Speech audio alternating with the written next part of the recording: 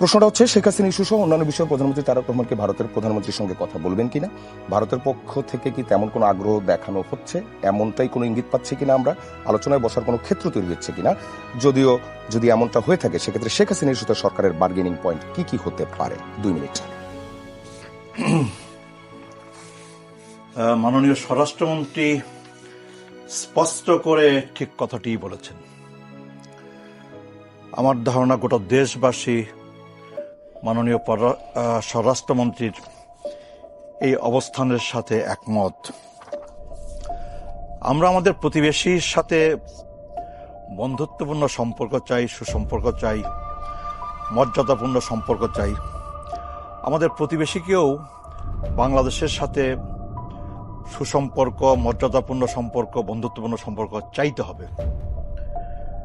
আমাদের প্রতিবেশীর আচার আচরণ কর্মকাণ্ড দেখে মনে হয় না যে ওরা বাংলাদেশের সাথে, বাংলাদেশের জনগণের সাথে বন্ধুত্বপূর্ণ সম্পর্ক চায়, বাংলাদেশের সাথে সৎ প্রতিবেশী সুলভ সম্পর্ক রক্ষা করে চলতে চায়। বরং ওদের আচার আচরণ কর্মকাণ্ড অবস্থানে এটি ধরে নেওয়ার যথেষ্ট সুযোগ তৈরি হয় যে যতটা না বাংলাদেশের সাথে সম্পর্কের উন্নয়নের ব্যাপারে তারা তৎপর, তার চেয়ে বেশি তৎপর তারা বাংলাদেশে যাদের বিরুদ্ধে আমরা টানা লড়াই করেছি, হাজার হাজার ছাত্র তরুণের আত্মদানের মধ্য দিয়ে যাদেরকে বাংলাদেশ থেকে বিতাড়িত করেছি, সেই স্বৈরাচারী ফ্যাসিবাদী শাসনের প্রতিভূ শেখ হাসিনাকে বাংলাদেশের রাজনীতিতে প্রাসঙ্গিক করে তোলা যায় কিনা, বাংলাদেশের রাজনীতিতে পুনর্বাসিত করা যায় কিনা, এই নিয়ে যেন ভারতীয় মহলের চেষ্টা তৎপরতার শেষ নাই। সর্বশেষ যে আয়োজন করে ভারতের ব্যবহার করে শেখ হাসিনা যেই সংবাদ সম্মেলন করলেন, অডিও কনফারেন্স করলেন, আমরা বলেছিলাম এই অডিও কনফারেন্স করতে দেওয়ার সুযোগ ভারতীয় সরকারের নাই। যদি ভারতীয় সরকার বাংলাদেশের সাথে সুসম্পর্ক, বন্ধুত্বপূর্ণ সম্পর্কটাকে অগ্রসর করতে চায় কিংবা বন্ধুত্বপূর্ণ সম্পর্কের ভিত্তি রচনা করতে চায়, আমাদের মধ্যে পরস্পরের মধ্যে যে অবিশ্বাস সন্দেহ রয়েছে, সেই অবিশ্বাস সন্দেহ দূর করবার জন্য আমরা সেই সুযোগটা বন্ধ করবার জন্য অনুরোধ জানিয়েছিলাম। ভারতীয় পক্ষ সেই অনুরোধে সাড়া না দিয়ে শেখ হাসিনাকে তাদের পরবর্তী অবস্থানগুলো আমরা দেখছিলাম। জি, ধন্যবাদ আপনাকে ব্যারিস্টার আল মামুন রাসেল। দিল্লির উদ্দেশ্যে স্বরাষ্ট্রমন্ত্রীর বক্তব্য আপনারা কিভাবে দেখেন, নাকি আপনারা মনে করেন ভারত ও শেখ হাসিনার ব্যাপারে সরকার আরো বেশি জোরালো আইনি এবং কূটনৈতিক চাপ সৃষ্টি করা উচিত ছিল, এবং আজ যে ভারতের হাই কমিশনার তার বক্তব্যের মধ্য দিয়ে কি আভাস পাচ্ছেন? জি, অসংখ্য ধন্যবাদ আমাকে চমৎকার প্রশ্ন যুক্ত করার জন্য। সাথে আবার সহ প্যানেলিস্ট যারা আছে তাদেরকে শুভেচ্ছা জানাচ্ছি। প্রথম কথা হচ্ছে, ত্রিবেদী যিনি হাই কমিশনার উনি বলেছেন যে 2 প্রধানমন্ত্রী বসতে হবে।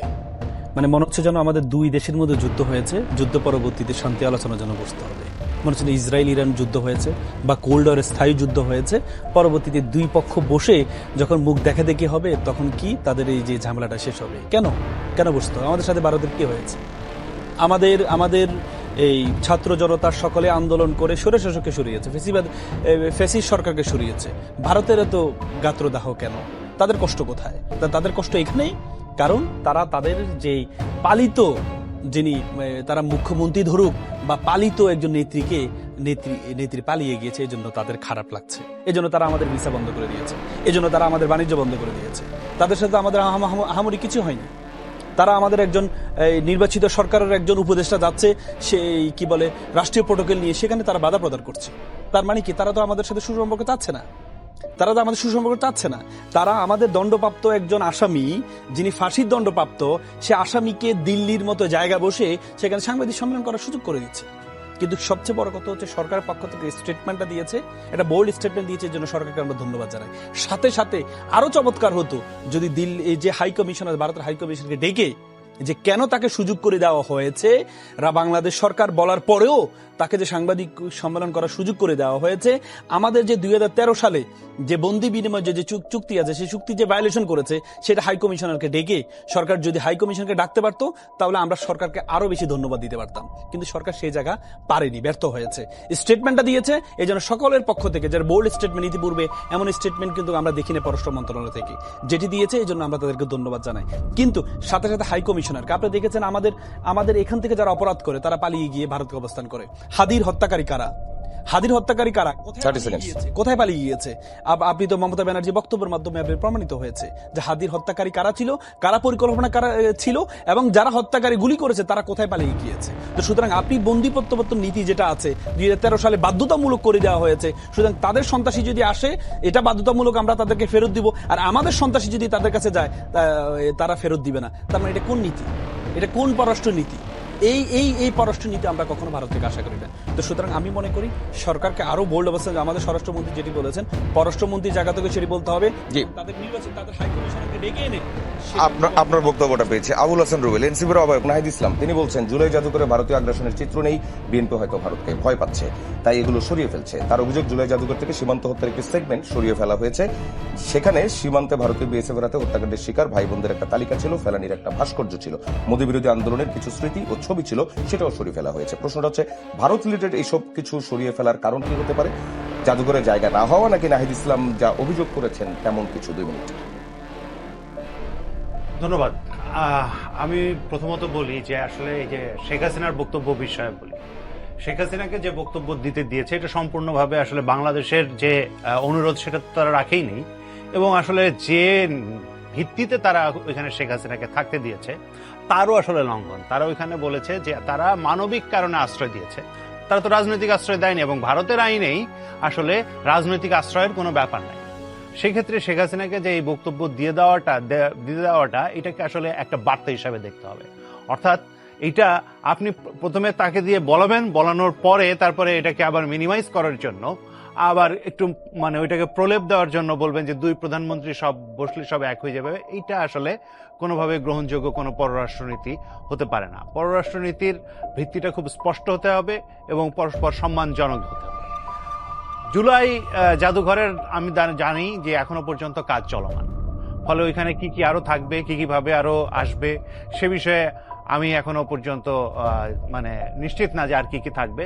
কিন্তু এটাও থাকতে পারে, যেহেতু মোদী বিরোধী আন্দোলন, এই আন্দোলনের ভেতরে দিয়ে আসলে আমরাও ছিলাম, এবং এই আন্দোলন বাংলাদেশের জনগণের আন্দোলনের একটা অংশ, ফলে সেটাকে খুবই গুরুত্বপূর্ণভাবে আমাদের নিয়ে যাওয়া দরকার। এবং এটা আসলে গত 17 বছরের আন্দোলনের একটা ধারাবাহিকতা দেখানো হয়েছে, সেখানে আরো অনেক আন্দোলনও আসলে নানানভাবে বাদ পড়েছে। তো এক একটা জিনিস আপনি কিভাবে পিক করবেন, কিভাবে চুজ করবেন, সেটা তো আপনার এক একটা রাজনৈতিক এজেন্ডার উপরে নির্ভরশীল। ফলে কি কি জিনিস বাদ পড়েছে, সেটার আসলে কি কে রাখা দরকার, সেটা সবাই পরামর্শ দিতে পারেন, সবার কথা বলতে পারেন, সবাই করতে পারেন। এবং জুলাই জাদুঘর আসলে যাতে সকলের জাদুঘর হয়ে ওঠে, এই আন্দোলনে দীর্ঘ সময় ধরে যারা লড়াই করেছেন তাদের সকলের জাদুঘর হয়ে ওঠে, সেটার ব্যাপারে আমাদের সবসময় আসলে পদক্ষেপ নিতে হবে। এটাতে আমি ভারতের সাথে ভয় পেয়ে যাওয়া জায়গা আমি দেখছি না। বর্তমান সরকারের এখনো পর্যন্ত কর্মকাণ্ড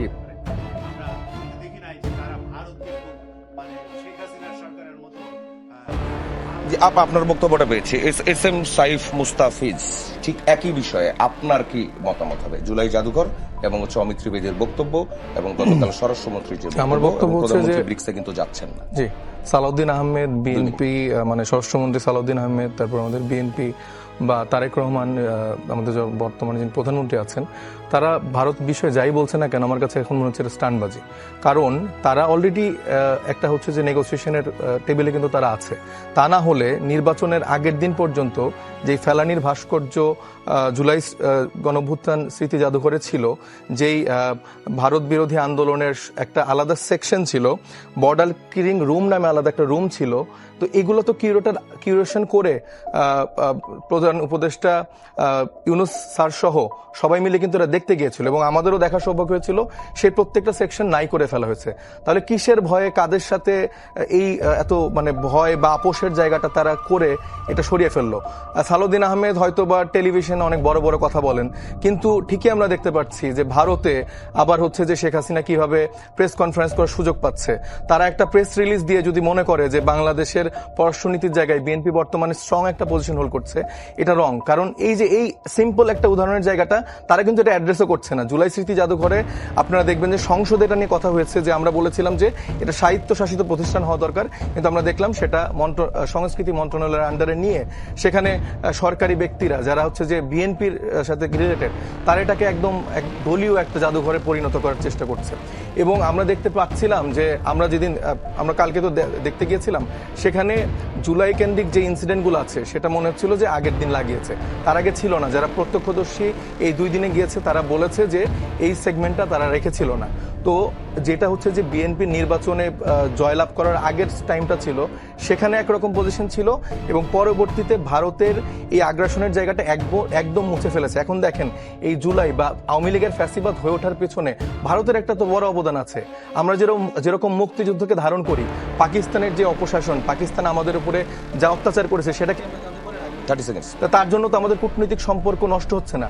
তো ভারত যে আমাদের উপরে এরকম আগ্রাসন চালিয়েছে, শেখ হাসিনাকে যেভাবে তারা ক্ষমতায় টিকিয়ে রেখেছিল, সেই বিষয়গুলোকে আমরা অ্যাড্রেস করব না? বিএনপি সরকারের তাহলে কিসে ভয়? তারা কিসের সাথে নেগোসিয়েশন করেছে যে তারা রাতারাতি এই ফেলানিকে নাই করে ফেললো?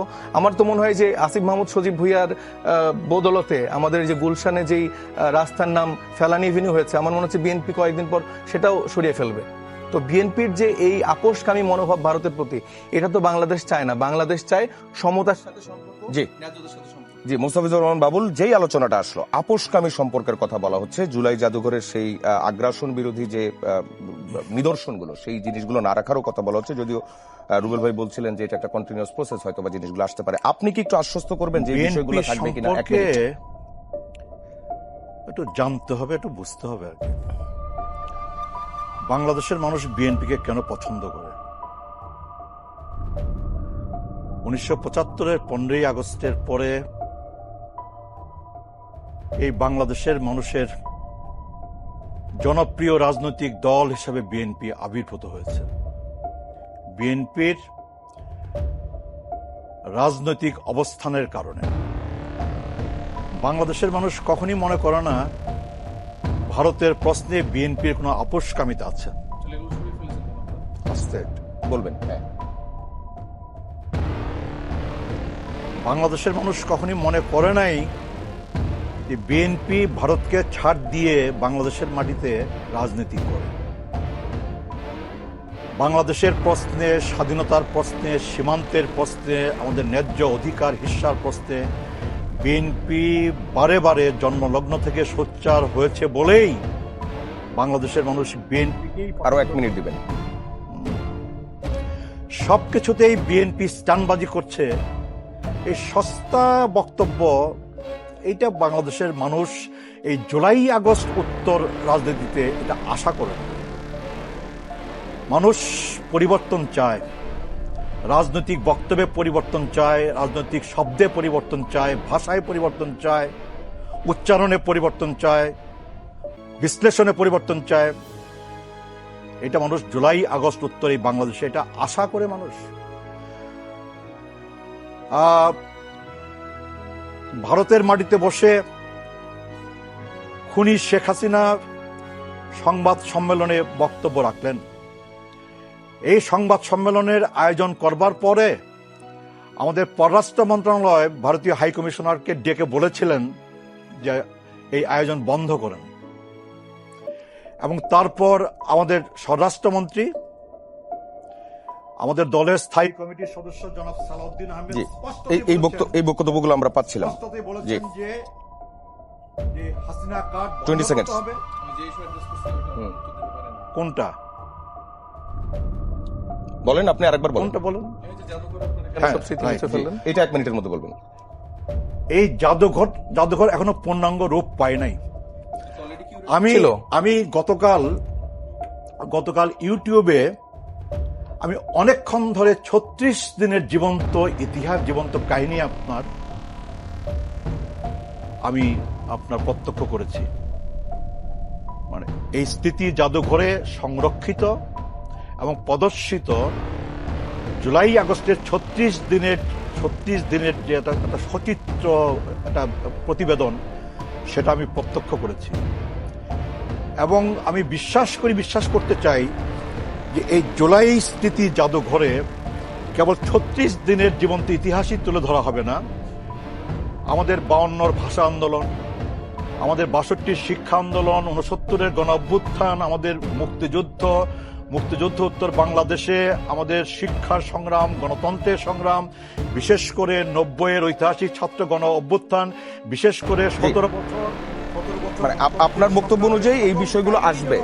মানে জি, আমি যদি একটু ক্লিয়ার একটা মেসেজ যদি চাই, আমি জি মুস্তাফিজুর রহমান বাবুল, আমি যদি ক্লিয়ার একটা মেসেজ চাই, যে বিষয়গুলো এসছে এগুলো কি জাদুঘরে স্থান পাবে কিনা? কোথায় এড়িয়ে গেলাম?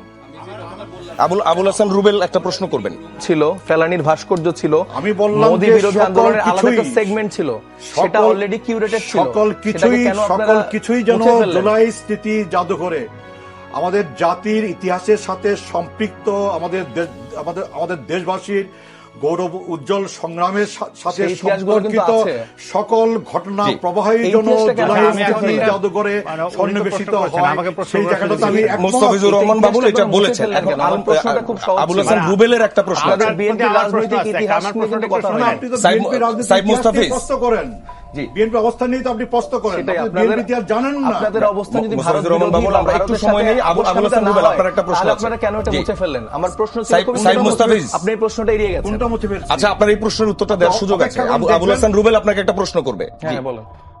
আমি যে প্রশ্নটা করব, যে ধরেন আপনারা বলছেন যে এটা কিউরেশনে ছিল এবং এটা সাজানো ছিল এবং ইয়ে করা ছিল, তো ওইখানে যে ভাবে ছিল সেটা তো আসলে একটা পুনর্বিন্যাস করা হয়েছে, এবং পুনর্বিন্যাসটা যেটা করা হয়েছে, আপনারা কি মনে করেন যে ওইখানে যেভাবে ছিল তাতে মনে হচ্ছে যে বাংলাদেশ এটা শেখ হাসিনার বিরোধী আন্দোলন ছিল না, এটা মূলত আসলে ইন্ডিয়া বিরোধী আন্দোলন ছিল, তার একটা পার্ট ছিল হচ্ছে শেখ হাসিনার বিরোধিতা। এই যে ধরনটা যে তৈরি করা হয়েছিল, যে এবং মূল জায়গাটা যে ভারত, এরকম ভাবে যে তৈরি করা হয়েছিল, এইটাকে আপনারা কি রাজনীতির এটা প্রধান আপনার জায়গা কোথায় হিসেবে মনে মনে হচ্ছে করেন যে এটা কিনা? পুরোটা ভারত বিরোধী একটা মিউজিয়াম? আপনার কি হ্যাঁ। দেখে মনে হয়েছে? এটা মানে এর আগে যেভাবে ছিল সেই আমি কিন্তু জায়গাটা দেখেছি, থেকে আপনি রাজনীতি দেখেছেন, পলিটিক্স প্রত্যেকটা জায়গার একটা গল্প থাকে। ছিল, পুরাটা ছিল না, এটা কিন্তু কর্নার corner ছিল। আবুল সেই হাসান রুবেলের কর্নারটা প্রশ্ন, বিলুপ্ত করা হয়েছে। আবির হাসান রুবেলের প্রশ্ন, আপনি উত্তরটা দিবেন 1 মিনিট। আমি ওনার প্রশ্ন বুঝতে পেরেছি। দেখেন ভাই, আপনাদের সাথে আমাদের দীর্ঘদিনের একটা রাজনৈতিক সম্পর্ক ছিল। আপনাদের সে সময়ের যে অবস্থান, আপনি বললেন যে আপনি মোদি বিরোধী আন্দোলনে আপনি ছিলেন সক্রিয়ভাবে, কিন্তু এখন আপনারা এই সরকার দলের সাথে যে আপোষকামী আর একটা মনোভাব আপনি তো শুরু করলেন। মানে আমি শুরু আমি ধান শেষ বানতে করছি। শিবের গীত আমার গাচ্ছেন। কথা একটু শেষ না, করতে না, দেন, please। মানে আপনি তো ধান আমার বানতে শিবের গীত কথা গাচ্ছেন। একটু শেষ আপনি করতে দেন। আপনাকে প্রশ্ন করা হয়েছে হ্যাঁ, আপনার হ্যাঁ, অবস্থান আমি নিয়ে। বলছি। আমার অবস্থান নিয়ে প্রশ্ন করা হয় না। আপনার প্রশ্নের ধরনটা দেখে এটা বলছি আর কি। না, না, যে জুলাই আমি স্মৃতি জাদুঘরে- আপনাকে প্রশ্নটা করেছি যে হ্যাঁ, আপনারা কি উত্তরটা দেন, এটা- উত্তরটা এই দিতে দেন। আন্দোলনটাকে কিভাবে রুবেল ভাই, দেখেন? সময় দেওয়া দিতে দেন। হয়েছে, এখন আর নতুন করে প্রশ্ন জুলাই করবেন স্মৃতি না, তিনি জাদুঘরের একটা সময়টা ব্যবহার কর্নার করুন। ছিল। এটা পুরোটা জাদুঘর মিলে ভারতের আগ্রাসনের কোন এরকম সিম্বল ছিল না, শুধু ফেলানির একটা ভাস্কর্য ছিল এবং ভারতীয় আগ্রাসন, যার ফলে হাসিনা এরকম করে ফ্যাসিবাদী আচরণ করতে পেরেছে, তার ফ্যাসিবাদ কাঠামো করে উঠেছে, সেটা একটা কর্নার ছিল। আপনি যদি জেনে না থাকেন, আপনি জেনে নেবেন, কিউরেটের সাথে কথা বলবেন, জোনায়েদ সাকিব ভাই আছেন, তাকেও জিজ্ঞেস করতে পারেন। এটা পুরা এই মিউজিয়াম জুড়ে শুধু ভারতের বিরুদ্ধে কথা না। জি, আপনার উত্তর শেষ হয়েছে। আবুল হাসান রুবেল, আপনার কি বলার আছে? হ্যাঁ, 1 মিনিট। 1 নম্বর, প্রথমত হচ্ছে যে আমার প্রশ্নটা ছিল যে পুরো আন্দোলনকে একটা, যখন আপনি একটা কিউরেশন সাজান বা একটা জাদুঘর সাজান, এর ভেতর দিয়ে আপনি একটা পলিটিক্সের কথা বলেন, এই পলিটিক্সের ধরনটা আসলে কাকে ফোকাস করবেন সেইটা প্রশ্ন। এটা সবকিছু মিলায় আপনি একটা জিনিসকে ফোকাস করতে পারেন, আপনি সবকিছু মিলায় প্রধান ফোকাস আপনার কোথায়, এটা হচ্ছে গুরুত্বপূর্ণ। হ্যাঁ, এই প্রধান ফোকাসটা আপনাদের কোথায় সেটা জানতে চেয়েছি। ধরেন ভারতের বিরুদ্ধে আমাদের অবস্থান কি শেষ হয়ে গেছে? উনি এই সমস্ত যে সমস্ত কথা বললেন, সরকারি দলে গিয়েছি, ভারতের বিরুদ্ধে অবস্থান শেষ হয়ে গেছে, আরে ভাই আপনারা তো এখনো রাস্তায় প্রোগ্রাম করছি এই সমস্ত বিষয়। আপনার তো মানে এটা যদি আপনি খবর রাখেন তাহলে জানবেন। তাইলে ঘটনাটা হচ্ছে যে আমরা আমাদের স্বাধীনতা সার্বভৌমত্বের প্রশ্নে যে জায়গায় আছি সেই জায়গাতে ছিলাম, সেখানেই আছি। প্রশ্নটা হচ্ছে যে আমরা এই আন্দোলনটাকে জনগণের একটা গণ অভ্যুত্থানের যে জায়গার থেকে দেখছি, সেটা একটা দীর্ঘ এইখানকার মানুষের দমন পীড়ন, তার সমস্ত ধরনের জীবনের উপরে যে ধরনের অন্যায় অত্যাচার, সমস্ত কিছুর বিরুদ্ধে একটা ক্ষোভের প্রকাশ হিসাবে দেখছি। এই বিষয়ে আমাদের আলোচনা শেষ। আমরা মুস্তাফিজুর রহমান, আপনি বলবেন? জি, 1 মিনিট আপনার মন্তব্য। জি, প্রথম কথা হচ্ছে বিএনপি কেন যেন নিজের মতো করে সবকিছু সংযোজন করতে চায়। বিএনপি দেখেন, আপনি একটা জুলাই, এটা জাদুঘর, জুলাই জাদুঘর। এটা তো বিশ্বাস করতে হবে 17-18 বছর শেখ হাসিনা যে ফ্যাসিস্ট হয়েছে তার অন্যতম একটা বড় কারণ হচ্ছে তাকে সাপোর্ট করেছে। কে সাপোর্ট করেছে? ভারত সাপোর্ট করেছে। ভারত নির্বাচনের সময় আমাদের বিরোধী দল, যারা কথিত বিরোধী দল ছিল, তাদেরকে ডেকে নিয়ে তাদেরকে বলতো, তারা এসে বলতো যে ভারত আমাকে বলেছে, বলা যাবে না। তার মানে এটা তো সবাই স্বীকার করে। তাহলে যে জুলাই, যে শেখ হাসিনার ফ্যাসিজম নিয়ে যে জুলাই জাদুঘর, সেখানে একটা কর্নার ছিল ভারতীয় কর্নার। সে কর্নারটা আপনি বিলুপ্ত করে দিলেন। আপনি বললেন নতুন করে এখন কাজ চলমান। তাহলে যে জিনিসটা তৈরি আছে সেই জিনিসটা আপনাকে কেন বিলুপ্ত করতে হবে? সব জায়গায় আপনি দেখেন, সুপ্রিম কোর্টের সচিবালয়ের বিষয়ে, সচিবালয় ওনাদের ইশতেহারে ছিল নোট অফ ডিসেন্ট ছিল না, সে প্রতিষ্ঠিত সচিবালয় ওনারা বাতিল করে দিলেন। কেন? ওনারা সুন্দর করে সংযোজন বিয়োজন করবেন। কেন? আমি যে জিনিসটা খেয়েছি, আমার পেটে খাওয়ার আছে, আপনি খাওয়ার পেট থেকে বের করে বলে যে তোমাকে আমি ভবিষ্যতে খাওয়ার দিব। কেন? আমি তো খেয়ে ফেলেছি, খাওয়ার পেটে আছে। 30 সেকেন্ড। কেন? সাথে সাথে আপনি দেখেন প্রত্যেকটা জায়গা, আপনি দেখেন ওনারা বলছেন গুম অধ্যাদেশকে ল্যাপস করে দিয়েছেন। সবচেয়ে বেশি ভিক্টিমাইজ কিন্তু বিএনপি হয়েছেন। সেই গুম অধ্যাদেশকে কি ওনারা নতুন করে এখন প্রস্তাবনা আনলেন কি, যিনি গুম করবে, যারা গুম করবে তাদের হাতে তদন্তভার দিয়েছেন। যিনি, এবং কি অভিযোগ করতে হবে তার কাছে। ভাই, যে গুম করবে তার কাছে আমাকে অভিযোগ করতে হবে, তার কাছে আমাকে করতে হবে যে অভিযোগ করবে। এবং কি বলতেছে, নির্দিষ্ট করে বলতে হবে তিনি কোথায় আছেন, সেটা নিয়ে কোর্টে প্রথমে আবেদন করতে হবে স্পেসিফিক করে। তাহলে যে জানে তা গুম করা, সে কিভাবে জানে কোথায় গুম করে রাখা হয়েছে? তার মানে সবকিছু নিজের মতো করে করতে হবে। কেন? বিএনপির সবচেয়ে বড় সমস্যা হচ্ছে বিএনপি সবকিছু নিজের মতো করে করতে চায়। বক্তব্যটা পেয়েছি। দেখেন, আপনি যে ডকুমেন্টারি 20 seconds। সেই ডকুমেন্টারি আবু সাইদ হচ্ছে এই জুলাইয়ের সবচেয়ে বড় স্টেক হোল্ডার। সে আবু সাইদকে আপনি সরাই ফেলেন ডকুমেন্ট থেকে, নিজের মতো করে ডকুমেন্ট তৈরি করলেন। না, সেটা কারেকশন দিয়েছে। কারেকশন আপনি পরে দিয়েছেন, আপনি পরে দিয়েছেন, দুঃখ প্রকাশ করেছেন। কেন এটা সরাইলেন আপনি? এটা তো ভুলবশত না। আপনি বৈষম্য বিরোধী আন্দোলন, তাদের নেতৃত্বে আন্দোলন করেছেন, আপনি তাদের নাম সরিয়ে ফেললেন। আপনি প্রথম ঘোষক, এটার ঘোষক, এক দফার ঘোষক আমরা সবাই জানি। ওনারা বলেন এক দফার ঘোষক, মুখে বলেছেন নাহিদ, আর পিছন থেকে কল গাড়ি নাকি আমাদের প্রধানমন্ত্রী। আচ্ছা, আল মামুন রাসেল, আপনার বক্তব্য পেয়েছি। সাইদ মুস্তাফিজ, আমি যেটা বলছিলাম, 1 মিনিট। খুবই স্ট্রেট ফরওয়ার্ড কথাটা বলেছি যে আমি কিন্তু বলিনি যে বিএনপির ইতিহাস এটা ওইটা। আমি বলছি যে বর্তমানে আফটার ইলেকশন বিএনপি কি আপোষকামিতার সংস্কৃতির মধ্য দিয়ে ভারতের কাছে নতি স্বীকার করছে? যদি না করে থাকে তাহলে আমাকে এই উত্তরটা দেন। তার উত্তর দিতে পারেনি। এটা তো ভাই যেটা বলল অলরেডি কিউরেটেড ছিল, একটা আলাদা কর্নার ছিল। এটা নট রিয়েলি যে জুলাই পুরো জাদুঘর মিলে সব জায়গাগুলি ভারতীয় আগ্রাসনের কথা বলা আছে। এবং এইখানে যতগুলো পরিবর্তন করেছে, আপনি যদি এখন নিচতলায় যান, আপনার কাছে মনে হবে কি যে বিএনপির একটা দলীয় অনেক কষ্ট তিতিক্ষার জার্নি দিয়ে আপনি যাচ্ছেন। সেখানে আমি একটা দেখলাম যে রাজনৈতিক জুলাই গণঅভ্যুত্থানে অবদান, সেখানে আমি দেখলাম যে হামিম এবং আবিদ, ছাত্র দলের 2 নেতা, এদেরকে রিপ্রেজেন্ট করা হয়েছে। কিন্তু এখানে ছাত্র শিবির আছে, এখানে বামপন্থী ছাত্র সংগঠনগুলো আছে। তাহলে তাদের অবস্থানটা কই? তারা না পারতে ওপরতলায় নাহিদ ইসলাম থেকে শুরু করে বৈষম্য বিরোধী ছাত্র আন্দোলনের যে মেন ভূমিকা, সেটা একটা কর্নার তারা রাখতে বাধ্য হয়েছে, যেটা কিন্তু সরিয়ে ফেলা হয়েছিল। তো এই যে বারবার বলছে যে আবার নতুন করে সংযোজন বিয়োজন করা হবে, ভাই ইতিহাস আপনারা এইভাবে কিভাবে এত সংযোজন বিয়োজন করছেন? এবং আমার 2 আলোচকই তারা কিন্তু একটাবার ওটার উত্তরটা দিতে পারলেন না। তারা নিজেরা আসলে না, তারা তো বলছেন যে এটা কন্টিনিউয়াস প্রসেস এবং এখানে সবই থাকবে।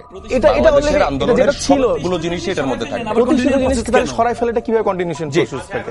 জি, আবুল হাসান রুবেলের কাছে প্রথমত দুইটা আসলে প্রশ্ন আপনি পেয়েছেন, আপনি 1 মিনিটে উত্তরটা দিয়ে শেষ করবেন। আমরা এই উত্তরের পরে এই বিষয়ে আর কথা বলছি না। প্রথমত হচ্ছে যে উনি যে কথাটা বললেন যে নাহিদ ইসলাম এদেরকে সরে দেওয়া হয়েছিল ওই জুলাই জাদুঘরে, এটা পুরোপুরি ভাবে ভুল তথ্য।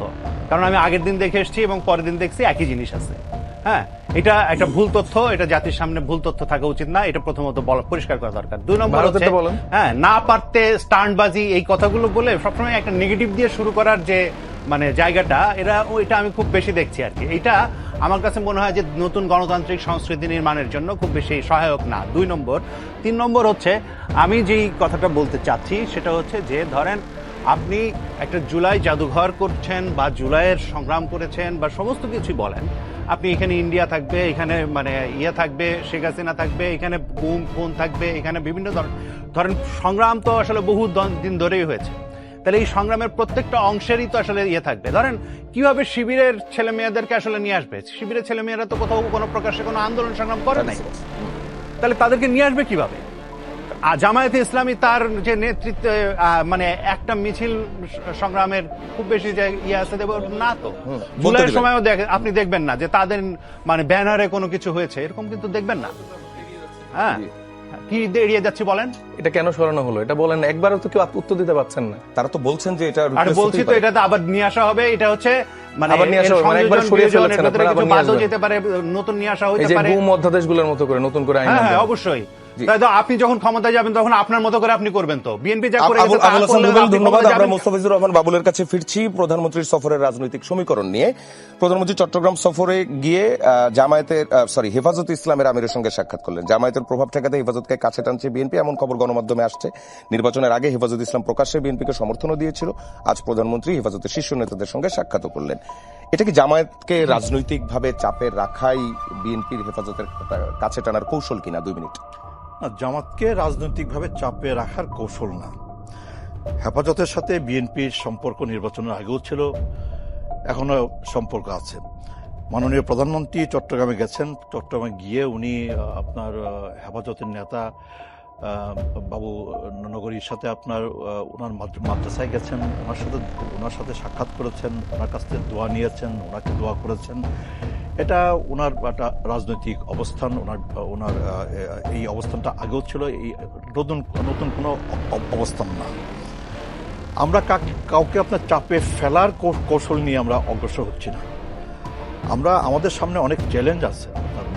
বাংলাদেশের গণতন্ত্রের জন্য অনেক চ্যালেঞ্জ আছে। বাংলাদেশে আপনার গণতান্ত্রিক রাষ্ট্র কাঠামো বিনির্মাণের জন্য অনেক চ্যালেঞ্জ আছে। আমাদের জনজীবনে আপনার নানা ইস্যু আছে, আমাদের নানা সামাজিক কর্মকাণ্ড আছে, আমাদের শিক্ষাঙ্গন আছে, আমাদের আইন শৃঙ্খলা পরিস্থিতি আছে, আমাদের ব্যবসা বাণিজ্য আছে, আমাদের বিনিয়োগ আছে, আমাদের কর্মসংস্থান আছে, আমাদের নানা সামাজিক উদ্যোগ আছে। এই সকল উদ্যোগ বাস্তবায়ন করা, এই সব কিছু হচ্ছে আমাদের সামনে বড় এজেন্ডা। আমরা এইসব এজেন্ডা নিয়ে আমরা সর্বতভাবে মনোযোগী এবং এইসব এজেন্ডা বাস্তবায়নের পথে আমরা আছি। মাননীয় প্রধানমন্ত্রী আছেন এবং একই সাথে আমরা এও আশা করি যে বর্তমান সময়ে জুলাই আগস্টে রক্তক্ষয়ী অভ্যুত্থানের ভেতর দিয়ে আমাদের আমাদের জাতির যে অর্জন, সেই অর্জনগুলো যেন আপনার হারিয়ে না যায়, সেই অর্জনগুলো যেন ম্লান হয়ে না যায়। আমাদের এই অর্জনগুলোকে রক্ষা করা, ধারণ করা, আমাদের সমাজে, আমাদের রাষ্ট্রে, আমাদের ব্যক্তিগত জীবনে, আমাদের রাজনৈতিক জীবনে, আমাদের রাজনৈতিক সংস্কৃতিতে, আমাদের ব্যক্তিগত আলাপচারিতায়, আমাদের বক্তব্যের ঢঙ্গে, সবকিছুতেই যেন আমরা যেন এই জুলাই আগস্টের ভেতর দিয়ে আমরা যা অর্জন করেছি তা যেন আমরা যেন চর্চা করি, আমরা রপ্ত করি এবং বাংলাদেশটাকে যেন আমরা শেষ করতে হবে। নিরাপদ, জনকল্যাণমুখী একটা রাষ্ট্রে পরিণত করবার জন্য, আইনের শাসন, ন্যায় বিচার কায়েমের জন্য আমরা যেন সকল দল মিলে মিশে সংসদের ভেতরে, সংসদের বাইরে আমরা যেন আলাপ আলোচনা করে মিলে মিশে যেন ঐক্যের কথাটাই বলছেন। আমরা ঐক্যের পতাকাটাকে যেন আমরা ধন্যবাদ। এগিয়ে নিয়ে যাই। দর্শক, 4 জন অতিথি আমাদের সঙ্গে আছেন। রাজনীতিতে বিরতি বলে কিছু নেই, তবে আমরা ফিরছি কিছুক্ষণের মধ্যেই, সঙ্গে থাকবে। দর্শক, আবারও স্বাগত। ফিরে এলাম রাজনীতির আলোচনায়। ব্যারিস্টার আল মামুন রাসেলের কাছে যেতে চাই। প্রধানমন্ত্রীর সফরের রাজনৈতিক সমীকরণ নিয়ে যদি কথা বলে, নির্বাচনে হেফাজতে জামায়াত বিরোধী অবস্থান বিএনপির পক্ষে গিয়েছিল। জামায়াতেরই ইঙ্গিত দিচ্ছে কওমি মাদ্রাসার আর্থিক টানাটানিকে সুযোগ বানিয়ে বিএনপি ষড়যন্ত্র করছে। বিএনপির সাথে হেফাজতের এই সক্ষতা জামায়াতের রাজনীতির উপর কতটা প্রভাব ফেলবে? 2 মিনিট। দেখেন, প্রথম কথা হচ্ছে এই প্রধানমন্ত্রীর সাপোর্টটা অনেক আগে হওয়া দরকার ছিল। কারণ আপনি জানেন চট্টগ্রামে 16টা আসনের মধ্যে 14টা আসন বিএনপি পেয়েছে। দুর্ভাগ্য হলো সত্য, এই যে প্রায় আপনার এই 5টি জেলায় যখন বন্যায় আক্রান্ত হয়েছে, প্রায় 40 জন মৃত্যুবরণ করেছে, 10 লক্ষ মানুষ এই বন্যায় আক্রান্ত হয়েছে, কিন্তু তখন প্রধানমন্ত্রী সফর করেননি। প্রধানমন্ত্রী অনেক দিন পরে প্রধানমন্ত্রী সফরে প্রথম চট্টগ্রাম সফরে গিয়েছেন। দেখেন, চট্টগ্রাম সফরে গিয়ে উনি বন্যার্থদের মাঝে বাড়িঘর বিতরণ করবেন, অনেক কিছু করবেন, হেফাজতের সাথে এই একটা সৌজন্য সাক্ষাৎ করেছেন। দেখেন, আমরা সবসময় দেখি রাষ্ট্রনায়করা সবসময় এই যে ইসলামী দলগুলো, এগুলোকে সবসময় যখন কোনো বিপদে পড়ে বা নির্বাচনের আগে বা নির্বাচন কোনো বিপদে, কোনো ক্রাইসিসে পড়লে তাদেরকে কাছে টানার চেষ্টা করে। আপনি দেখেছেন এবারে যে বিএনপির যে জোট ছিল, জোটের মধ্যে জমিয়ত একটা দল ছিল। জমিয়তের প্রধান নিজেই বলেছেন যে জামাতকে ঠেকানোর জন্য আমরা বিএনপির সাথে জোটে গিয়েছিলাম। 4টি আসনে বিদ্রোহী প্রার্থী ছিল বিএনপির, 4টি আসনে একটা আসনও পায়নি। বিএনপির অন্যান্য জায়গায় যেখানে বিএনপির আসন ছিল, সেখানে যারা পরাজিত হয়েছে তাদেরকে প্রধানমন্ত্রীর পক্ষ থেকে অ্যাওয়ার্ড দেওয়া হয়েছে, তাদেরকে হয়তো প্রশাসক বানানো হয়েছে, তাদেরকে হয়তো মন্ত্রিত্ব দেওয়া হয়েছে।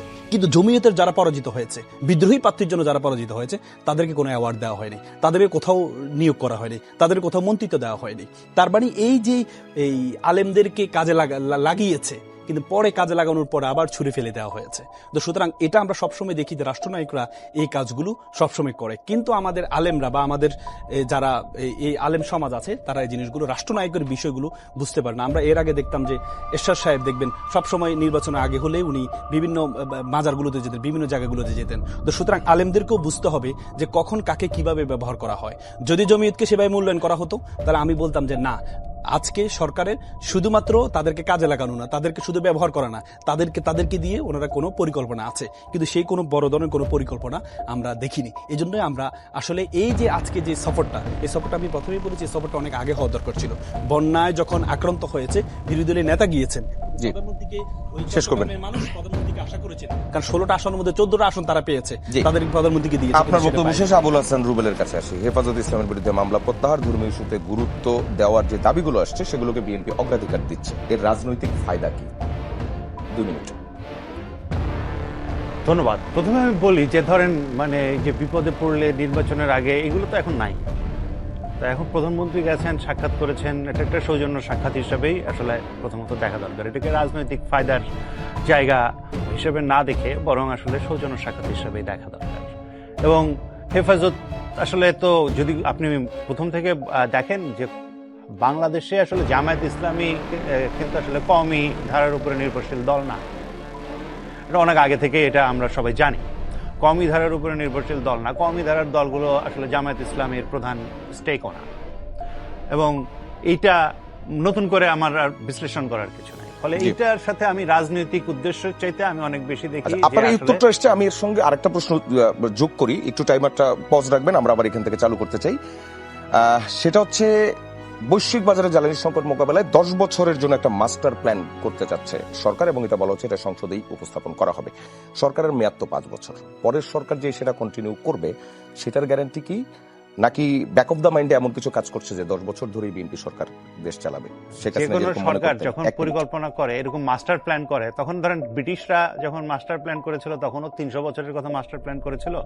মানে যে কেউ ধরেন বিএনপি 2018 সালে 2030-এর মানে রূপরেখা ঘোষণা করেছিল। আমরাও যখন রূপরেখা ঘোষণা করি 50 সালের রূপরেখা ঘোষণা করি।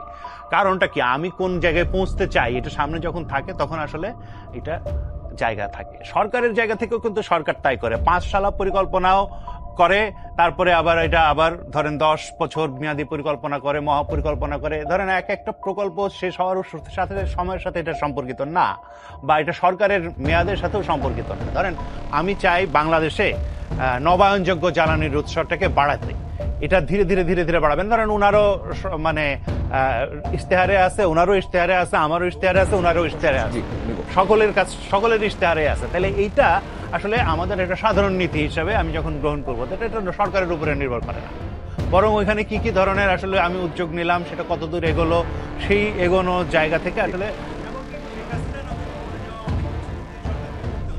জি, আবুল হাসান রুবেল, আমরা আপনার উত্তরটা পেয়েছি। আপনাকে প্রশ্ন করবেন আল মামুন রাসেল, তবে এই প্রশ্ন যাওয়ার আগে আমরা সাইফ মোস্তাফিজের উত্তরটা নিয়ে আসি। সেটি হচ্ছে বিএনপি মহাসচিব মির্জা ফখরুল ইসলাম আলমগীর, তিনি যে অভিযোগটি করেছেন যে বিরোধী দল শেখ হাসিনার ভাষায় কথা বলছেন, কিরকম বলছেন? টার্ম শেষ করতে দিব না টাইপ। মাত্র 4-5 মাস বয়সে একটি সরকারকে কেন আপনারা এত দ্রুত ফ্যাসিবাদী আচরণ বা প্রতারক হিসেবে আখ্যা দিচ্ছেন, আর শেখ হাসিনার ভাষায় কথা বলছেন না, এর সপক্ষে যুক্তি কি হবে? 2 মিনিট। দেখেন, মানে ওনাকে আমি অত্যন্ত শ্রদ্ধা করি, কিন্তু এই অভ্যুত্থান পরবর্তী সময় তার যে ভূমিকা, তার যে অবস্থান, সেটাতে আমরা আসলে বিব্রত হই, আমরা আসলে হত হই যে তার মতো এরকম বিজ্ঞ একজন বর্ষিয়ান রাজনীতিবিদ যখন এইরকম ভাষায় কথাবার্তা বলেন, তারা যদি জুলাই সনদ বাস্তবায়ন না করে, তারা যদি সংস্কারের বিপক্ষে দাঁড়ায়, তারা যদি কন্টিনিউয়াসলি ডে 1 থেকে প্রতারণামূলক একটা রাজনীতির জায়গা বেছে নেয়, তাহলে আমরা কেন বলবো না? আপনার তো ক্ষমতায় থাকার 6 মাসই শুন, আপনি যখন ডে 1-এ আপনি এই গুম অধ্যাদেশ, তারপরে মানবাধিকার অধ্যাদেশ এবং যে গুরুত্বপূর্ণ সংস্কারগুলো ছিল সেগুলোকে যখন আপনি বিলীন করে দেন এবং মানুষকে আশা দেখান যে আরো কঠিন, আরো সেই আইন করে আনা হবে, সেটা তো বাংলাদেশি মানুষ দেখতে পাচ্ছে না। এছাড়া প্রতিনিয়ত তাদের যে কমিটমেন্টের জায়গাগুলো ছিল, তাদের যে স্টেটমেন্টগুলো ছিল, আমি যতটুকু জানি যে 31 দফার যে ফার্স্ট ড্রাফটটা, সেটা আমাদের রুবেল ভাই লিখেছিলেন। তো বিএনপি তাদের নিজেদের 31 দফাই তো ফলো করছে না, সেখানে জুলাই সনদ রাখেন বা অন্যান্য জুলাইয়ের আকাঙ্ক্ষা রাখেন। তো এরকম একটা রাজনৈতিক দলেরকে আমরা যদি কঠোর ভাষায় কথাবার্তা না বলি, এই যে উনি কিন্তু আমাকে বলছেন যে এইভাবে বলতে হবে বা ওইভাবে বলতে হবে, ওনারা কি ঠিক করে দিবে যে বিরোধী দল আসলে কিভাবে কথা বলতে হবে? মানে এখন কি বিএনপি আমাদেরকে ঠিক করে দিতে হবে এই নম করে একটু কুসুম করে আমরা কথাবার্তা বলবো? এরকম তো হতে পারে না। মির্জা ফখরুল ইসলাম আলমগীর আজকে রংপুরে আরেকটি কথা বলেছেন, আমি জানতে পেরেছি উনি সম্ভবত প্রেসিডেন্ট হতে যাচ্ছেন, বিএনপি থেকে তাকে চুজ করা হয়েছে। তো এরকম একজন লোক যখন রংপুরে গিয়ে বলেন, রংপুরে জানেন যে 6টি আসনে সবগুলো বিরোধী দলের আসনগুলো তারা পেয়েছে, তো সেখানে উনি বলেছেন যে ক্ষমতায় বিএনপি, তাহলে মানে জামাত বা এনসিপি বা জাতীয় পার্টিকে কেন আপনারা চুজ করেন, তাহলে উন্নয়ন কিভাবে পাবেন? তো তার মতো একজন বর্ষিয়ান বিজ্ঞ একজন রাজনীতিবিদ কি এরকম করে সাধারণ মানুষকে কথা বলতে পারে? বাংলাদেশের জনগণের কি মানে এখানে তাহলে বিভাজন করা হবে যে আচ্ছা এই আসন বিএনপি পেয়েছে, এখানে উন্নয়ন বরাদ্দ যাবে, এখানকার মানুষ ফ্যামিলি কার্ড পাবে, এখানকার মানুষ সুবিধা পাবে, আর অন্যান্য যেসব এলাকায় এনসিপির যারা আছেন, জামাতের যারা আছেন বা জি, আপনার বক্তব্য পেয়েছি। জি, আল মামুন রাসেল আপনার প্রশ্নটা করবেন। রুবেল ভাইয়ের কাছে আমার প্রশ্ন হচ্ছে, ভাইরা তো সবসময় বর্জ্য নীতি বা এই নীতির বিরুদ্ধে কথা বলে, এই যে জ্বালানি খাতকে সরাসরি বেসরকারি হাতে নিয়ে যাচ্ছে সরকার, পুরো বেসরকারি। এর আগে 2 মাস আগে শেখ হাসিনা পতনের 2 মাস আগে বসুন্ধরা গ্রুপকে সুবিধা দিয়েছিল, সেটাকে কন্টিনিউ করে বসুন্ধরা হাতে মাত্র 4 দিনের নীতিমালা করে তারা যে বেসরকারি হাতে দিয়ে দিচ্ছে। এরপর ওষুধ নীতি, যেটা অন্তর্বর্তীকালীন সরকার 285টা ওষুধকে সরকার নির্ধারণ করবে, সেটিকে আবার বাতিল করেছে। এই জিনিসগুলো আপনারা আসলে কিভাবে দেখছেন, বা আপনাদের আন্দোলনটা আমরা দেখতে পাচ্ছি না কেন? 1 মিনিট। মানে ঘোষণা দেওয়ার সাথে সাথে তো আন্দোলন করা যায় না, কেউই আন্দোলন করতে পারবে না এত দ্রুত। মানে আর প্রথমত সেটা বলে, মানে আমার কথাটা শুনে, প্রথমত আমি মনে করি যে এই যে ওষুধের যে দামের সিলিংটা তুলে নেওয়া, এটা মোটেই উচিত না। মানে দেশে সাধারণভাবে গরিব মানুষ যাতে ওষুধ পায় এবং যেটা আসলে কেউ বিনা চিকিৎসায় যাতে মারা না যায়, সেটার জন্য সরকারি নীতি হওয়া দরকার। এর অন্যথা হয়ে যদি ওষুধের দামের সিলিংটা তুলে নিয়ে আসলে গরিব রোগীদের আরো বিপদে ফেলা হয়, এটার মোটেই আমি সমর্থন করি না। এটার সাথে মানে আপনি এই যেটা যদি বলেন যে এটা নিয়ে এখন আন্দোলন সংগ্রাম গড়ে তুলছে না কেন, কারণ হচ্ছে এই মুহূর্তে মানে কেবলই ঘোষিত হইলে এখন আন্দোলন সংগ্রাম গড়ে তোলার সময় হয়, মানে আর আন্দোলন সংগ্রাম গড়ে তুলতে হলে সময় লাগে। হ্যাঁ, তো জনগণকে সাথে নিয়ে আন্দোলন সংগ্রাম গড়ে খাতে যে দিয়ে দিচ্ছে বিদ্যুৎটা, সেটার বিষয়েও একই কথা। আমি মনে করি যে সরকারের নিয়ন্ত্রণ থাকা উচিত জ্বালানি খাতে কিংবা পোর্টে কিংবা মানে ওষুধের মতো জায়গায়, এই সমস্ত জায়গায় সরকারের নিয়ন্ত্রণ থাকা উচিত। সমস্ত বাজার ব্যবস্থাকে আপনি বেসরকারীকরণ, ডিরেগুলেশন করে দিতে পারেন। আপনি জি বলবেন। জি, আমি কি সুযোগ পাবো? 1 মিনিট বলবেন এই বিষয়ে। দেখেন, মানে সবচেয়ে বড় কথা হচ্ছে সবসময় বলে যে 6 মাসের সরকার, এমনকি তাদের হানিমুন পিরিয়ড চলছে, তারা এমন কি কাজ করছে, ভয়ঙ্কর কাজ। আজকে কি করেছে জানেন? এনটিআরসি যারা শিক্ষক নিয়োগ দিত, সেই এনটিআরসি কে এখন শিক্ষক নিয়োগ দিবে কে? Managing committee. অন্তর্বর্তীকালীন সরকার ম্যানেজিং কমিটি হওয়ার জন্য কিছু শর্ত দিয়ে দিয়েছিলেন যে তাদের এই পড়াশোনা লাগবে। এই সরকার ক্ষমতা এসে প্রথমে সেই শর্তটা উড্র করলেন, যে কেউ ম্যানেজিং কমিটির সভাপতি হতে পারবে। সরি, ম্যানেজিং কমিটি সম্পর্কে আপনার আইডিয়া আছে? অবশ্যই আছে। স্কুল ম্যানেজিং কমিটিতে সভাপতি হওয়ার জন্য মিনিমাম ডিগ্রি পাস লাগবে। কোন যোগ্যতা রাখে না। আমি আপনাকে নিউজ দেখাচ্ছি, ইন্টারমিডিয়েট কলেজের জন্য লাগবে মাস্টার্স পাস। আমি আপনাকে নিউজ দেখাচ্ছি, নিউজটা হচ্ছে প্রাইমারি স্কুলের জন্য লাগবে হলো আপনার। আমি আপনাকে নিউজ দেখাচ্ছি 10 মার্চ শিক্ষা প্রতিষ্ঠানে ম্যানেজিং কমিটি সভাপতি হতে শিক্ষাগত যোগ্যতা লাগবে না। সর্বশেষ আপনি শিক্ষাগত যোগ্যতা লাগবে না। পরে নিউজ আছে, এটা নিউজ। আপনি পুরনো নিউজটা দেখাগাড়ি করছেন। সর্বশেষ শুনুন, সর্বশেষ নিউজ হচ্ছে প্রাইমারি স্কুল ম্যানেজিং কমিটির জন্য ডিগ্রি পাস সভাপতি, হাই স্কুলের জন্য ম্যানেজিং কমিটিতে ডিগ্রি পাস সভাপতি। সেটা কোথায়? আপনি আমাকে রেফারেন্স দেন। সারা বাংলাদেশে আপনি এনটিআরসি সেটা করতে পাবলিকলি না জানে কেন কথা বলেন? না, আপনি তথ্য দেন। আমি তথ্য দিয়েছি, তথ্য দিয়ে বলছি। আপনি একটু থামবেন, বাবুল ভাই তথ্য দিচ্ছেন। আমি নিউজ দেখিয়েছি, আপনি দেখান। মাস্টার্স পোস্ট লাগবে, আমি নিউজ দেখিয়েছি, আপনি দেখান। চেক করবেন, চেক করে আমাকে বলবেন আমি সত্য বললাম না মিথ্যা বললাম। আমি নিউজ দেখাচ্ছি, আপনি দেখান। ঠিক বলছেন না, আপনি দেখান। আপনি ঠিক আচ্ছা, আল মামুন রাসেল আপনি নিউজ দেখিয়েছেন, মুস্তাফিজুর রহমান বাবুল বলেছেন এই নিউজটা ঠিক না। আচ্ছা, আমরা মুস্তাফিজুর রহমান বাবুলের কাছে আরেকটা প্রশ্ন নিয়ে আসি। আমি তো কথা বলতে পারি, আমি অনেক কথা আপনি বলছেন, অনেক কথা আপনি বলছেন, আবার ফিরবো আপনার। আপনি ভিত্তিহীন আমি কি কথা বলবো সেটা আপনি নির্ধারণ করতে পারবেন না, সেটা আপনি নির্ধারণ করতে পারবেন না। আর আপনি বলবেন না। আমরা মুস্তাফিজুর রহমান বাবুলের কাছে প্রশ্ন আছে। নির্ধারণ করতে পারবেন না। ভিত্তিহীন অমূলক কথা আপনি আচ্ছা, অনেক বলেন। আপনারা এরকম বিতর্ক করলে আমার অডিও নামাই দিতে হবে। আমি জি জি, আপনারাও প্রশ্ন করেছেন, উনিও প্রশ্ন করতে পারবেন অবশ্যই। আচ্ছা, মুসলিম রহমান বাবুল, আপনার কোনো প্রশ্ন আছে? আচ্ছা, ঠিক আছে, আমরা এখন আল মামুন রাসেল, আমরা অন্য একটা বিষয়ে যাচ্ছি। মুস্তাফিজুর রহমান বাবুল, আমরা অন্য একটা বিষয়ে যাচ্ছি। ঝালকাঠি 1 আসনের সংসদ সদস্য, যিনি বিএনপির কেন্দ্রীয় ধর্ম বিষয়ক সম্পাদক রফিকুল ইসলাম জামাল তার নাম, তিনি তার ফেসবুকে একটি পোস্ট করেছেন। সেখানে তিনি বলছেন, ঝালকাঠির বিএনপি এবং অঙ্গ সংগঠনের নেতাকর্মীদের খাই বন্ধ করার জন্য অনুরোধ করছি। 6 মাসে অনেক খেয়েছেন, আওয়ামী লীগের নেতাকর্মীদের পাহারার বিনিময়ে খেয়েছেন, আওয়ামী লীগের পক্ষে ওকালতি করে খেয়েছেন, আওয়ামী লীগের বাড়িঘর পাহারা দিয়ে খেয়েছেন, ঠিকাদারি পাহারা দিয়ে খেয়েছেন, শেষ পর্যন্ত টাকার বিনিময়ে আওয়ামী লীগের দলে যোগদান করিয়েও খাচ্ছেন। মনে হচ্ছে আপনারা দলটাকেই খেয়ে ফেলবেন। দলের নেতাকর্মীদের মাঝে এত তীব্র ক্ষুধার কারণ কি? বিএনপি বিরোধী দল আপনাদের বিরুদ্ধে যেসব অভিযোগ তোলে, এই একই অভিযোগে আপনাদের দলের একজন সংসদ সদস্য, কেন্দ্রীয় নেতা এই কথাগুলো বলছেন। নিয়ন্ত্রণটার বিষয়ে জানতে না, চাই। এটা সারা বাংলাদেশের চিত্র না, এটা বিচ্ছিন্ন 2 মিনিট। ঘটনা। বাট এই ঘটনার দায় বিএনপি অস্বীকার করবে না, বিএনপির অস্বীকার করবার কোনো সুযোগ নাই। বাংলাদেশে বিচ্ছিন্নভাবে বিএনপির নেতা কর্মীরা অনৈতিক কর্মকাণ্ডে জড়িয়ে পড়ছে না, নানা অনৈতিক কর্মকাণ্ডে অংশগ্রহণ করছে না, এমনটা আপনার বলা যাবে না। আপনাকে দেখতে হবে যে আমরা অনৈতিক কর্মকাণ্ডকে সমর্থন করছি কিনা, আমরা অনৈতিক আপনার কোনো কর্মকাণ্ডকে প্রশ্রয় দিচ্ছি কিনা। আমাদের দল অনৈতিক কর্মকাণ্ডের বিরুদ্ধে, দুর্নীতির বিরুদ্ধে, অরাজকতার বিরুদ্ধে, অনিয়মের বিরুদ্ধে। আমাদের দল আপনার সাংগঠনিক ব্যবস্থা গ্রহণ করছে কিনা, আইন প্রয়োগকারী সংস্থা ব্যবস্থা গ্রহণ করছে কিনা, এইটা আপনাকে দেখতে হবে।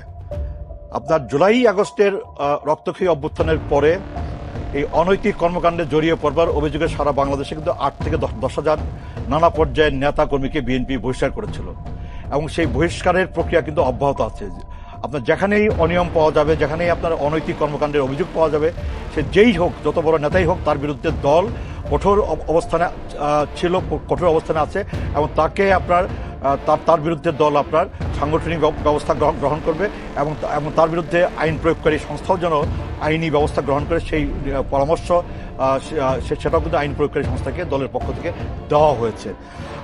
আমি মনে করি যে আজকে আপনার বর্তমান সরকারের একটা দায়িত্ব,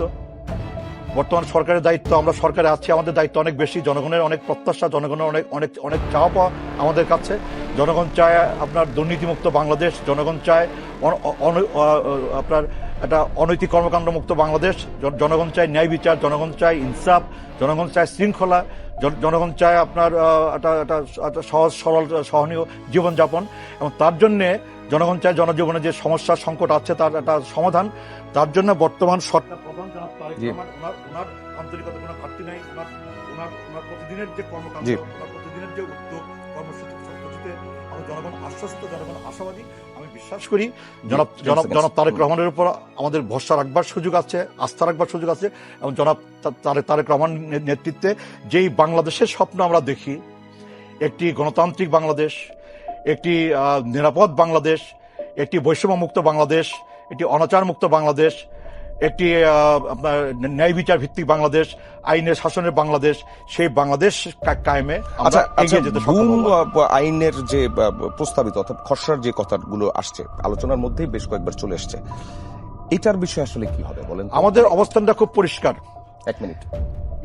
ইতিমধ্যে আপনার গুম কমিশন নিয়ে আপনার আলোচনা অগ্রসর হচ্ছে, দুর্নীতি দমন কমিশন নিয়ে আলোচনা অগ্রসর হচ্ছে, বিচারালয়ের সচিবালয় নিয়ে আলোচনা অগ্রসর হচ্ছে।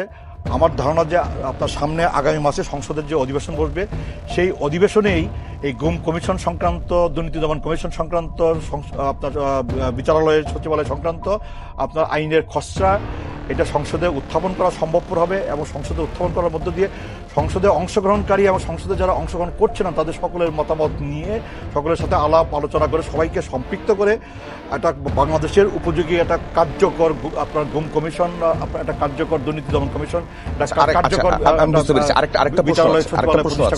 আরেকটা প্রশ্ন আছে যে অধ্যাদেশগুলো পাশ করা হয়নি প্রথম অধিবেশনে, সেগুলোর মধ্যে বলা হচ্ছিল যে এগুলোকে আরো শক্তিশালী আইনে রূপান্তর করে করা হবে। এখন এই গুম আইন যেটি প্রস্তাবিত খসড়া, এর মধ্যে যেই মূল দুটি পয়েন্ট নিয়ে আসলে বিরোধিতার জায়গা, সেটি হচ্ছে যার বিরুদ্ধে অভিযোগ সেই তদন্ত করবে, এবং তদন্তে যদি অভিযোগ মিথ্যা প্রমাণিত হয় অভিযোগকারীর 5 বছর জেল খাটতে হবে। সো এই দুইটা ক্লজ যুক্ত করে দিয়ে কিভাবে একটা শক্তিশালী আইন হতে পারে, নাকি আপনারা মনে করেন এটাই শক্তিশালী আইনের বৈশিষ্ট্য? 1 মিনিট। এই বিষয় নিয়ে যে আলাপ আলোচনা চলছে, যে প্রস্তুতি চলছে, যা সংসদে উত্থাপিত হবে, সংসদে উত্থাপিত হওয়ার পরে আপনার এই গুম কমিশন সংক্রান্ত যে আপনার বিল যেটা সংসদে উত্থাপিত হবে, সেই বিল নিয়ে আপনার চুলচেরা বিশ্লেষণ করা হবে এবং এই বিলের দুর্বলতা নিয়ে আলোচনা হবে। এবং আমি বিশ্বাস করি যে সংসদে আলাপ আলোচনার ভিত্তিতে এই বিলের যদি কিছু দুর্বলতা থাকে সেই দুর্বলতাটাকে অপসারণ করে আপনি নিজেও তো এমপি এবং বিল পাশের ক্ষেত্রে আপনারও একটা ভোট আছে, কার্যকর গুম কমিশন আইন এটা আপনি নিজেও একজন সংসদ সদস্য, আপনার নিজেরও এই বিলে একটা ভোট আছে। আমিও চাই, আমিও যদি বলেন এই দুইটা ক্লজকে রেখে কি আপনি গুম আইনটা পাশ করতে চান? এইটা মানে এমন কোন ক্লজ রাখা যাবে না গুম কমিশনে কিংবা এই আইনে যে ক্লজ রাখার মধ্য দিয়ে এই কমিশন তার কার্যকারিতা হারিয়ে ফেলবে। কাজে এই কমিশনকে কার্যকর করবার জন্য, এই আইনটাকে কার্যকর করার জন্য এবং বাংলাদেশে গুমের সংস্কৃতিকে বন্ধ করার জন্য যা যা করা দরকার গুম কমিশন আইনের মধ্যে দিয়ে তা প্রতিফলিত হবে বলে ঠিক তাই করা হবে। আল মামুন রাসেল, আপনি যদি বলেন এখান থেকে কি আশ্বাস পাচ্ছেন? জি, এক মিনিট। হচ্ছে আমার কথা বলার সুযোগটা দিতে হবে। জি, বলেন। আমি 1 মিনিট সময় দিয়েছেন, 1 মিনিটের মধ্যে 30 সেকেন্ড বা আপনি সেটাও পাবেন, আপনি বলেন। বলবেন নিয়ে এই যে গেলেন। 5 সেকেন্ড নিয়ে গিয়ে চলে উনি গেছে, বলেছেন বলেন। অনেক বলেছেন আর বলতে পারবেন না। উনি নির্ধারণ করে বলেন। দিয়েছেন যে অনেক বলেছেন আর বলতে পারবো না। হ্যাঁ, তো আমার 30 সেকেন্ড নিয়ে যদি এমন হতো যে ওনার মিনিটে আমি কথা ভাই, বলছি, আপনি বলেন না। কথা বলছি, তাহলে এখনো সেটা। সময় চলে যাচ্ছে, দেখেন, হ্যাঁ, বলেন। প্রথম কথা হচ্ছে উনি বলেছেন যে প্রধানমন্ত্রীর উপর আস্থা রাখতে। আমরা প্রধানমন্ত্রীর উপর আস্থা রাখার জন্য চাচ্ছি। এবারে মনে হয় কোনো বিরোধী দল চাচ্ছে সরকারি দল থাকুক, ক্ষমতা কন্টিনিউ করুক। বাংলাদেশের ইতিহাস আর কখনো হয়নি। বিরোধী দল চাচ্ছে যে সরকার কন্টিনিউ করুক, কারণ বাংলাদেশের সার্বভৌমত্বের জন্য, বাংলাদেশকে সুন্দর করে চলার জন্য সরকার দল থাকা উচিত, কিন্তু সরকার দলে চাচ্ছে না। তাহলে আপনি 6 মাসে কি না করলেন? আপনি দান্দিকতা তৈরি করলেন, কোথা থেকে প্রথম দিন থেকে করলেন। আপনি জুলাই সনদ, গণভোট সবকিছু নিয়ে কেন আপনি ডিসপিউট তৈরি করলেন? আপনি তো প্রথম দিন শপথ নিতে পারতেন, নিয়ে আপনি আপনার মতো করে কিছু পরিবর্তন করতেন। আপনি কিছু আপনি আমি শেষ করি, হ্যাঁ, এবার শেষ করুক। আপনি আমাদেরও যখন সময় শেষ। 3 মিনিট টানা কথা বলেছেন, ভাই, আমারও সময় আমার শেষ। প্রত্যেকটা Okay. প্রশ্নের মধ্যে কিন্তু প্রশ্ন হ্যাঁ, ছিল, আমি কিন্তু কথা please, বলি নাই। আপনি আরো 1 মিনিট বলেন, হ্যাঁ। কথা বলার সুযোগটা আমাকে দেন। কথা হচ্ছে প্রথম দিন থেকে আপনি শুরু করলেন, 1 আপনি মিনিটে 6 মাসে শেষ, কি না করলেন? আপনি নিজেই জুলাই সনদকে পিছনে রাখেন। আপনি আপনার 31 দফায় বলেছেন আপনি সাংবিধানিক প্রতিষ্ঠান, রাষ্ট্রীয় কোনো প্রতিষ্ঠানে আপনি দলীয়করণ করবেন না। আপনি সাংবিধানিক যত প্রতিষ্ঠান আছে, রাষ্ট্রীয় যত স্বায়ত্তশাসিত প্রতিষ্ঠান আছে, প্রত্যেকটা প্রতিষ্ঠানে আপনি দলীয়করণ করেন। আপনি বলবেন যে আমরা ক্ষমতা আমরা দিব না, কে দিবে? আপনি দেন। বাবুল ভাই, এখন আর না, বাবুল ভাই, এখন আর না। আমি হ্যাঁ, আসি। please। আপনি আপনার সময় বলবেন, আমি আসি। এখন আপনারা যদি আল বাক মামুন স্বাধীনতা, রাসেল শেষ আপনারা যদি করবেন।